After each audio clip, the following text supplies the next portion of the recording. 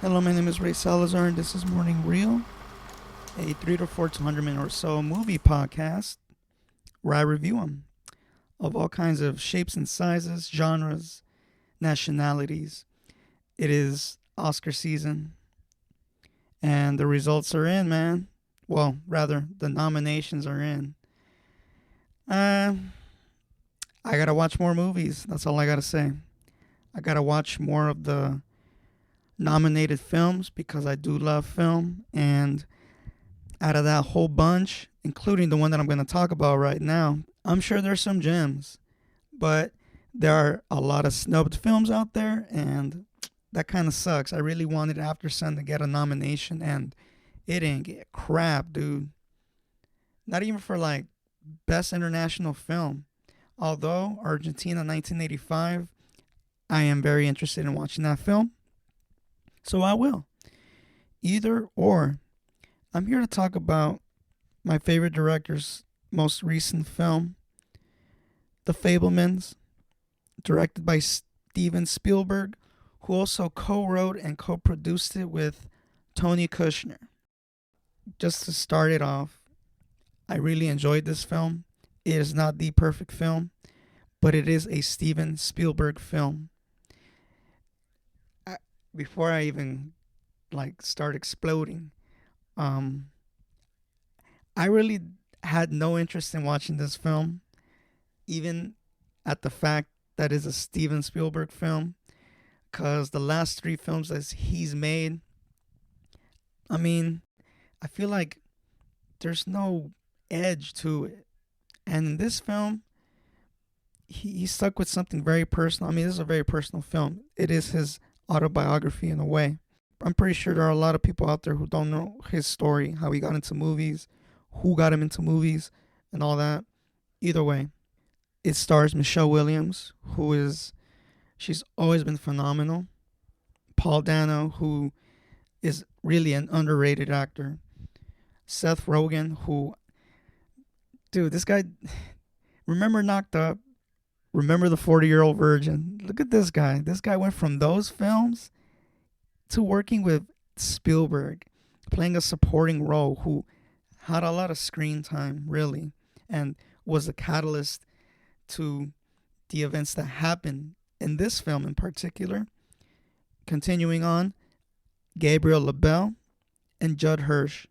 Cinematography by the legendary Janusz Kaminski, edited by Michael Kahn and Sarah Brosher. Music by the legend John Williams, which he Spielberg brought out the big guns, man. He always brings out the big guns. Like, these are a familiar cast of characters as far as production is concerned, and obviously distributed by Universal Pictures. Come on. Come on, man. This film's great. I love it. Definitely an award nom bait. It's doing pretty good. And what a personal film. This is a coming of age film, which is honestly one of my favorite genres of filmmaking or subgenres of filmmaking, the coming of age, where you see the character grow up before your eyes. Sometimes in the span of years or in the span of a day. Who knows, right? Depending on the film. But this is about him. And I mean, they got the casting right, first off. I mean, the dude who played Spielberg, or Sam, rather, looks a lot like Spielberg when he was young. They did an incredible job on the casting. Michelle Williams playing the mom. It looks like the mom, because if you ever seen Steven Spielberg's mom, the haircut is on point. That's crazy that haircut has been there since the 60s. Bravo. Bravo. Paul Dano as Bert Fabelman, a computer engineer who, as much as he loves hobbies, as much as he loves his son and supports what he likes to do and wants to do, this man is about his business. This man is about, you got to learn a trade of some kind. You got to learn something to give back to the world, something that people will use. And you know what's crazy is that Spielberg was able to find something in his life and was able to use it. And not only that, was able to give back to the people. And when I mean the people, I mean like the audience, people who are lost, and honestly, for himself, most importantly, and his family, really, because one of the first things that Bert gave to Sam to really show that, okay, you are serious about this in some type of way. He got him an editor machine. Boom, here you go. But there's a catch. You need to edit this camping trip that we just done for your mom, please. And he did it. It's great that a film like this can establish all kinds of dilemmas when it comes to a family, whether it be Jewish, Christian, whatever you want to name it. I mean, the parameters are still the same. There's some family out there are families out there that deal with all kinds of situations, all kinds of marital problems. Sometimes it's rooted through work over family, and in this film, it pushes that type of subject because all in all, this film's a masterclass of filmmaking, and we saw it before our eyes. I mean, I saw it. I had to stop the film when they showed the train sequence, not the sequence in The Greatest Show on Earth, but the sequence where a young Sam goes into the basement or whatever and sets up his train set, and he already knows what he wants to see and how he wants to see it. All he needed was a camera, and boom, he did it. And this is such a this sequence in particular is so simple as far as how it was shot and how it was lit. We don't realize that because we're watching a movie, right? But the behind the scenes portions of it, man, you're spending thousands of dollars on something so simple, and it's crazy. And it tells us in a weird way that you can do this. You can shoot. If you have a vision, if you have an idea, and if you got the balls, you got to go for it. You got to be headstrong. You can't be scared. That scene rocked my socks off. And the scenes after that, even it gets better. This film does get better as the film goes by.